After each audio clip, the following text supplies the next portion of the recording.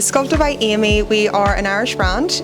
We were formed in 2016 by Aimee Connolly, who is a makeup artist and specialises in all things skincare and makeup. This week we have been focusing on more of a bridal series when it came to our course, so we just focus on base and eyes. I got put onto the course because someone thought that I had the ability and skill to be on it.